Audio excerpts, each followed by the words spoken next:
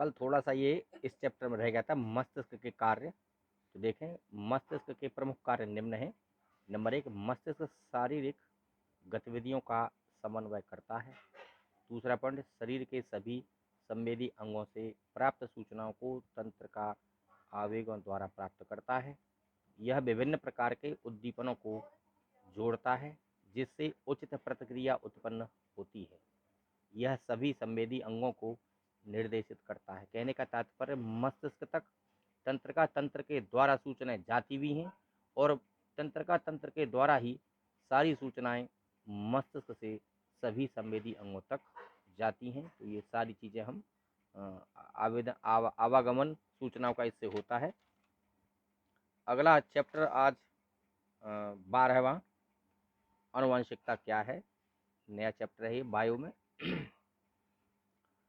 आनुवंशिकता, माता पिता के लक्षण उनकी संतान में जाना ही आनुवंशिकता कहलाता है तथा ऐसे लक्षणों को आनुवंशिक लक्षण कहते हैं। कहने का मतलब, माता पिता जो आपके होते हैं उनसे संतान में कुछ लक्षण पहुंचते हैं, उन लक्षणों को ही हम आनुवंशिक लक्षण कहते हैं।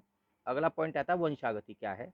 तो आनुवंशिक लक्षणों का पीढ़ी दर पीढ़ी, यानी एक पीढ़ी से दूसरी पीढ़ी में, दूसरी पीढ़ी से आगे पीढ़ी में लगातार लक्षण जाते चले जाते हैं, ऐसी स्थिति को हम वंशागत कहते हैं। जैसे कि आनुवंशिक लक्षणों का पीढ़ी दर पीढ़ी स्थानांतरित होना ही वंशागत कहलाता है। कहते हैं कुछ वंशागत लक्षण होते हैं, तो वो वंशागत लक्षण यही होते हैं कि एक पीढ़ी से दूसरी पीढ़ी में ये लक्षण पहुंचते हैं।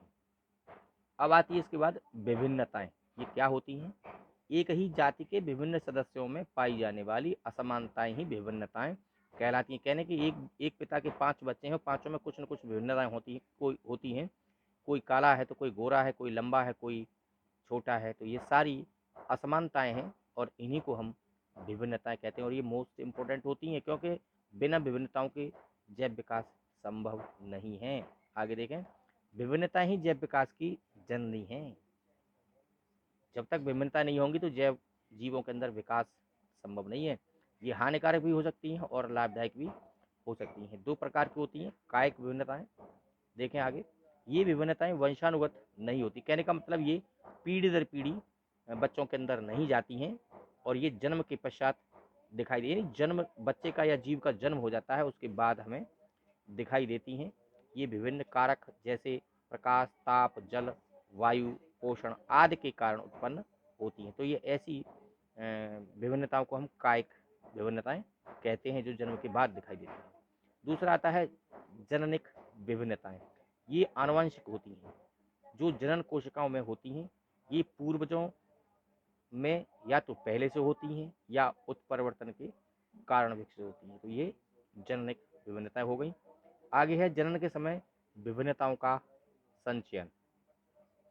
जनन के दौरान एक पीढ़ी से दूसरी पीढ़ी के जीवों को शरीर की संरचना एवं लक्षण संबंधित आधारभूत संगठक प्राप्त होते हैं और विभिन्नताएं उत्पन्न होती हैं जो नए लक्षणों का निर्माण करती हैं।